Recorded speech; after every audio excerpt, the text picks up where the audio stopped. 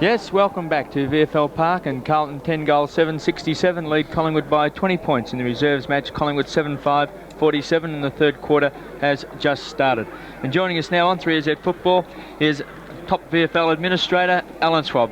Good afternoon, Alan. How are you, Kev? Well, Alan, you must be a bit bleary-eyed coming back on that red-eyed special from Western Australia. Yeah, you never get used to it, Kevin. Now, particularly after every time we're coming back we've been beaten by Western Australia. Well, I was just mentioning before that our Teal Cup boys, going for, I think, their fourth straight win, bowled over by 40 points. A bit disappointing. It was very disappointing, Kevin. It was actually our fifth in a row.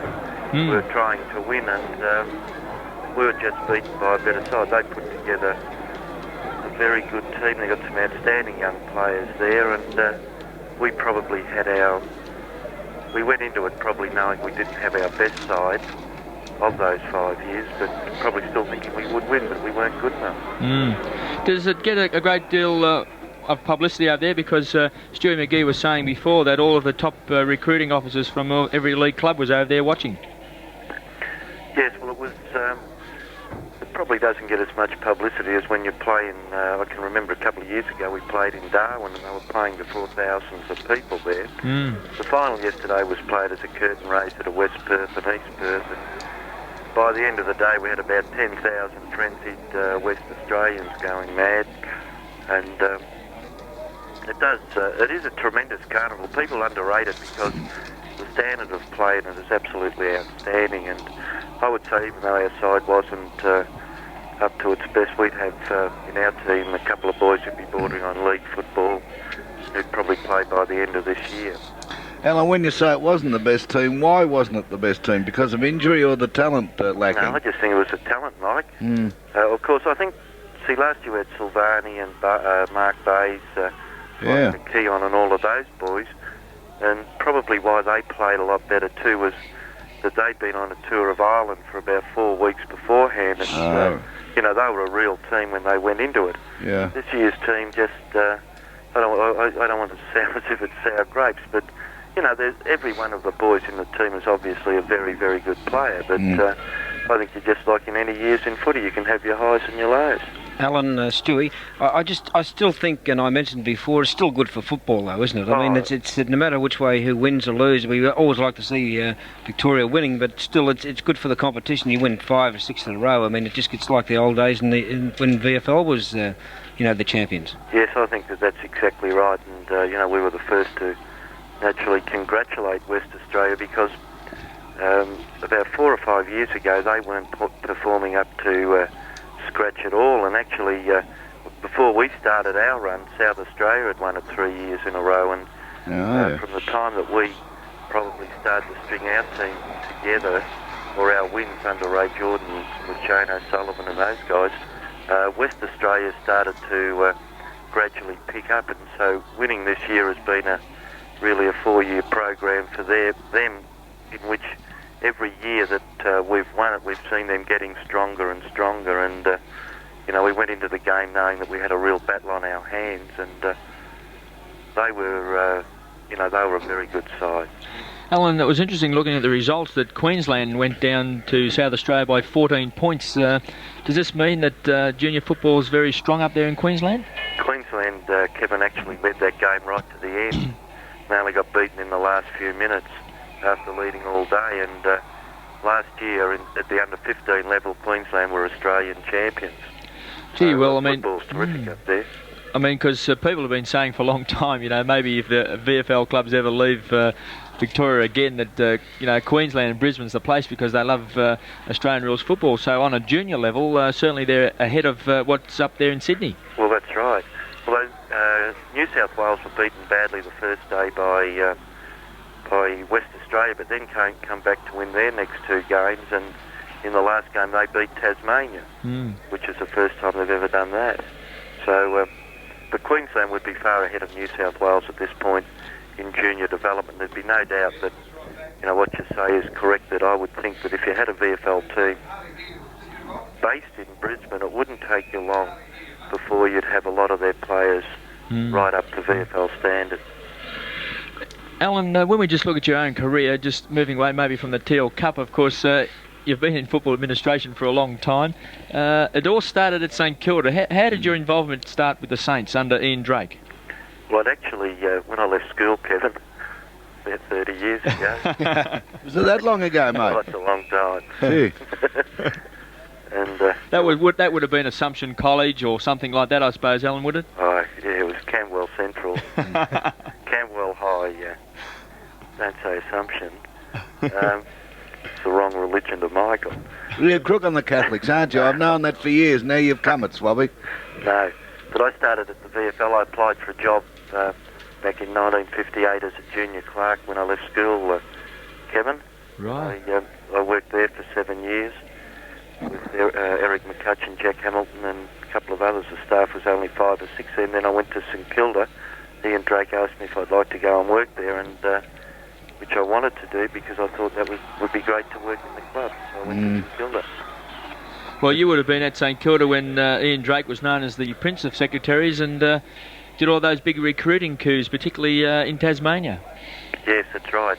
Ian was a terrific, well, he still is involved with St Kilda, but he was an outstanding administrator. And I was fortunate to go there. My very first year at St Kilda was their first year at Moorabbin, and the morale and the atmosphere around the place was fantastic. And you could well, in reflecting now and not really knowing it at the time, but you could really sense that they were on the way to doing something great. In 1966, of course, they won their first premiership in nearly 100 years. Yeah. Alan, you'd be interested in this. I got a call from Bill Parrish during last week, asking me if I'd, I think it's the 12th of July, a Friday, the 12th of July, anyhow it'll be better advertised, they're paying a tribute to Drakey down there for his 28 years plus of service to St Kilda. And I certainly know you'll be there, but because, you were very close to Drakey, and I know he's been good to so many people, but he's the only secretary in the league that could ever walk backwards inside even time. Yes, he is quite amazing character. He's very... It was a lot harder in those days recruiting players because I guess with the socialisation of football today, with all of the zoning, and you're only allowed clubs are only allowed to sign up 2 interstate players.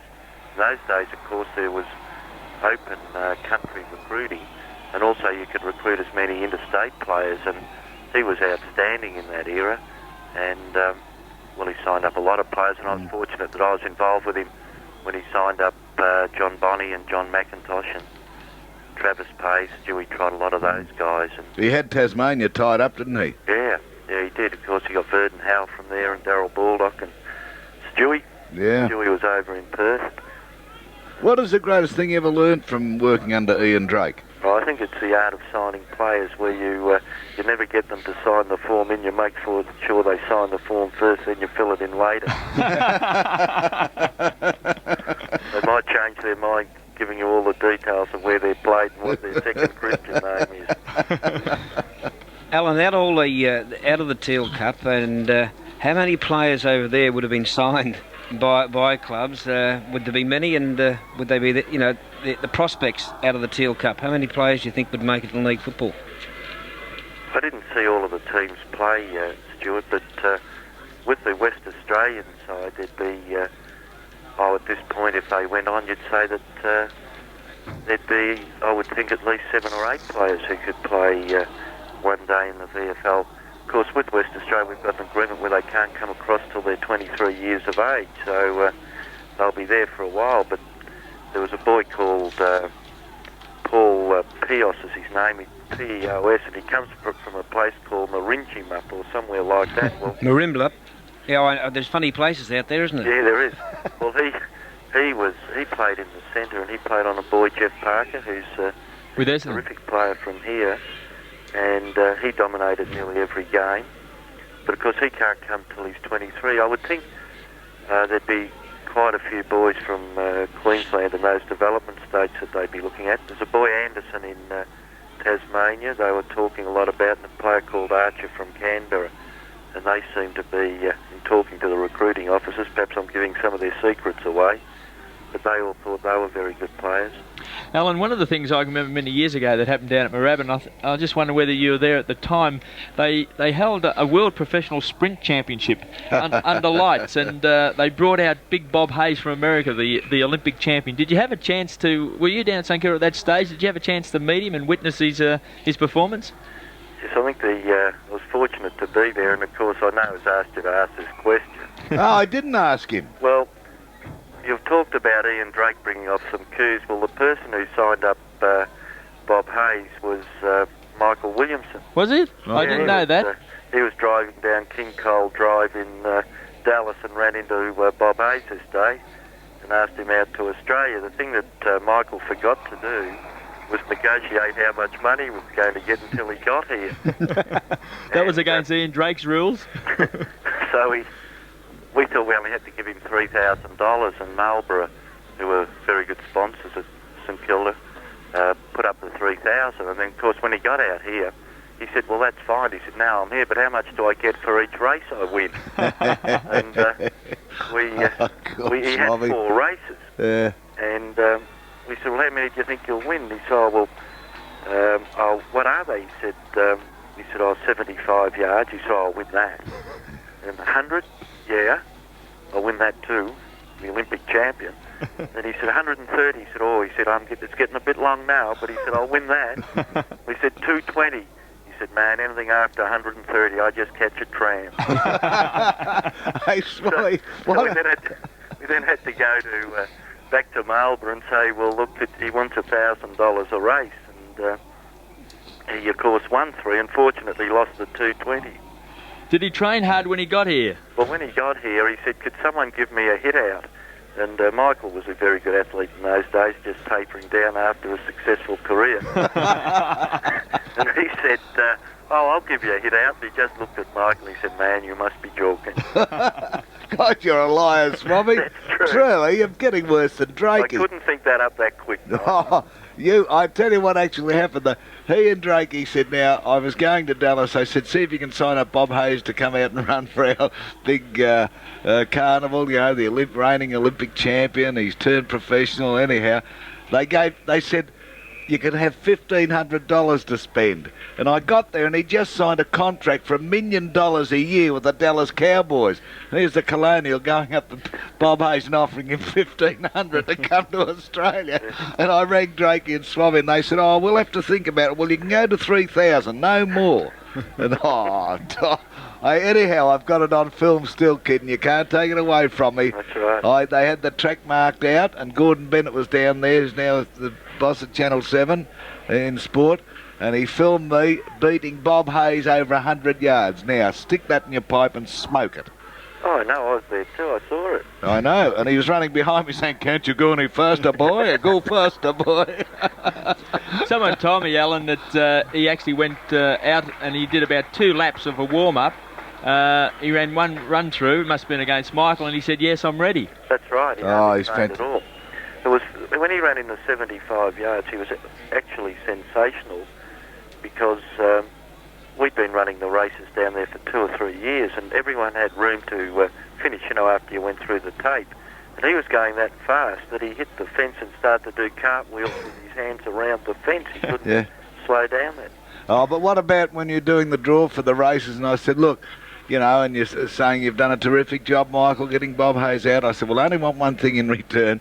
I want you to put Bobby Skilton in the same heat as Bob Hayes. And Skilton, a handicap, he was off about 75.5 yards and 100. Anyhow, out came the program with Skilton in the same heat as Bob Hayes. Skilton suddenly had a bad cartilage, didn't he? Or his hamstring went. Well, we couldn't have them both hitting the fence at the same time, could we? And Skilton wouldn't run against him. Right. Alan, what about coming to Richmond? Because that was a pretty big part of your administration life, because Graham Richmond had been the secretary down there. How did that all come about? Well, Graham was actually a good friend of my brother Frank. They worked together, and so I got to know Graham, and particularly, when he was involved at Richmond, I was involved at the VFL. We got on very well together, and he was fortunate enough that when he was going to retire, he approached me and asked me if I'd be interested, and because he wanted to put my name up to Ray Dunn and all the boys. And I was fortunate enough to get the job. I think it was when I was at St Kilda, of course, I was the assistant secretary, and then to go to Richmond as secretary was really a progression in my job, and I was rapt to go there and meet some of the great people, some of the great players of all time. Well, certainly it was a very fruitful year. I think your first year was a premiership year?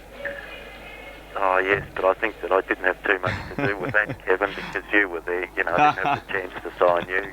You know, you'd been chased so much by everybody. Yeah. No one. Hadn't even knock on the door myself. Yeah. Alan, what about some of the recruits that you had to bring to Richmond? Naturally enough, you would have brought the whale. Yes, Was he hard to recruit? Sorry? Was he hard to recruit? Oh, $2,000 fixed the whale up very quickly. And a couple of dozen bottles. Yeah, that's right. Yeah, he was, well, as Kevin knows, he was just a magnificent clubman, and he was a very effective player. We once, even though he played for 3 states and nearly gave us the fright of our life by nearly winning a Brownlow, he wasn't quite in the Bartlett, Hart, Burke or Sheedy class. Well, he'll disagree with that. Well, I know he would, but that's what I'm saying. With Ian Stewart, we got him, and Neil Barham, Clokey, Wood, Brian Wood, Mark Lee, Raines, Dale Wakeman, all those guys. Actually, Jeff Raines would have been an interesting one because he was originally tied to Footscray. Yes, well, Jeff Raines was living in our area at Swan Hill, and he had a year to go before he became our player. And because his father had been transferred in the bank, and he was actually bound to Footscray, and of course you could imagine him as a junior player. He was an outstanding footballer and cricketer, and he had also West Adelaide approaching him, and we didn't want him to go to Adelaide because he would never have qualified for us. Right. So we had to do what was a pretty dramatic move, because Laurie Fowler wanted to go to Melbourne, and we tried to swap Laurie for Jeff Raines, and Laurie wouldn't go to Footscray. So out of it all, Laurie went to Melbourne. We got Jeff Raines, and it was a rather involved deal with other players, but doing that with an unknown player at the stage was a bit of a punt, but I think anyone who'd seen him play as a kid knew that he had exceptional ability. Well, the same thing happened with Jimmy Jest, didn't it? He was tied to St Kilda. Yes, well, Jimmy had about another month or so to go before he became bound to us. He was originally, he was playing with St Arnaud, which was in the Richmond zone. St Kilda weren't showing that much interest, but Jimmy had won the best and fairest in his league, the North Central, by about 7 or 8 votes, so we decided that we couldn't wait the month, that we'd take a punt and pay a transfer fee of $3,000 for Jimmy, so that, which was pig money, I suppose, so that we'd get him, and that St Kilda wouldn't have one last go at him, and I think we got him, and the next day he got appendicitis and he was out for 8 weeks, so we could have saved ourselves the money. Swabby, what about difficult players to look after? You know, I don't mean, you know, bad guys, but guys that just drove you stark raving mad. Like down at St Kilda, you had Cowboy and a few of those you had to put up with. Oh, well, Cowboy was really, he was a pleasure. I think Cowboy's great one-liner is that he kicked 5 goals in the grand final, and Breeny kicked a point, and everyone remembers Breeny. Yeah. But he was, we've got some that could play them on the break. I don't know if you can say their names over the radio. Yeah, go on. We didn't certainly have any astronauts, but but Jeff Strang, we all loved Jeff Strang, but Strangy would, after a game, Tommy would have a go at him, and he'd say, well, how could I get a kick? He said, I'm the only Protestant on the back line. I like that. And he was really good at... They tell me, Alan, there's a good story about you're going up to recruit someone, and you went past the town, and Jeff Strang was there, and you didn't recruit him straight away because you knew he'd be there later on? Well, he'd probably be in the saloon playing pool. That's why that would have been a Graham story. I was told he was out the front of the hotel, and they said, there's Jeff Strang, won't we sign him now? They said, no, he'll be there when we come back. Yeah, they probably would have driven on and signed some other player. I can remember driving to a place called Pinaroo, which is right over in South Australia, and we've signed up this young kid, and we've promised him a lot of things. And then on the way back, I'd made arrangements to meet this guy in the centre of Witchy Proof, and of course, as probably a lot of people would appreciate, the clubs, if you're bringing a boy down with schooling and that, the clubs pay his accommodation. Well, we didn't even offer this to this boy. We didn't offer him anything, except he thought, he said, well, don't worry about it. I'll get myself a job anyhow. So we did all that, and the kid who was up Pinaroo, he ended up playing about the season in the under-19s, and the player that we didn't do a thing for was Mervyn Kane. Oh, from Witchy Proof, yeah. But you had, you had a lot of success as a secretary, but did you have any failures? Did you ever recruit a guy you've regretted recruiting? You're going to ask me my biggest mistake, and I'm going to say John Patura. I wouldn't have said that, mate. I may have prompted you, but I certainly wouldn't have set you up for ridicule. You know that. No. Actually, we made a bigger mistake because, and it's not exactly in recruiting, but when contracts first came in, Kevin Bartlett came to us, and he was naturally one of the first we're going to sign to a contract, and we were offering 3-year contracts. And Kevin at the stage, I suppose, was about 23 or 24. And he said, well, look, if you pay me extra money, which wasn't a lot at the time, he said, I'll sign a 10-year contract with you. Yeah. Which was about a 10-year contract, and Kevin might remember the figure, but I would have imagined it'd be around about $5,000 or $6,000 a year, which would have taken him from 73 through to about 83. He could have got his whole career for 50,000. He was getting that a year at the end, weren't you, Kev? You're getting $1,000 a goal. I wouldn't have thought so, Alan. But love it. I can actually remember that meeting, Alan, because at the time Al Board was president. Right. And he said to me, how many years do you think that you can continue to play for? He said, are you looking at maybe another 3 or 4 years? And I said, oh no, I'm probably looking to play another 10 or 12 years. And he fell off the chair. And he said, but that'd take you up to your 35 years of age. And I said, well, that's what I'm hoping to do. And he sort of just stared at me for the next 10 minutes. Yeah, well, you really knocked us over, because we'd worked it out you might even play 400 games, and no one could possibly do that. That was certainly a fun meeting. Yes. With Patura, of course, every club was chasing him. I suppose that everyone laughs at us now, but I think that we were the people who actually got him, and we gave away the whale who, if we cleared him a month earlier, would have won the Brownlow medal. We gave away Graham Teasdale, who did win the Brownlow medal, and if Francis Jackson hadn't had knee injuries, he certainly would have captained the Swans. But the worst thing about in that era, that was the thing that really got under my crawl, was that Kevin Bartlett couldn't win the Brownlow medal. I think I had a fight nearly every year and took it that serious. I was more worried about it than Kevin. Yeah, because he used to win everything else, didn't he? Yeah, he did. And but of course in 1977 came one of his big chances, and at the end he ran second to Graham Teasdale. So Kevin said, he said, God, you're even clearing them to beat me now. Swabby, I think the only thing that is bigger than Patura is Rhys Jones. Oh, well, leave me out of that one.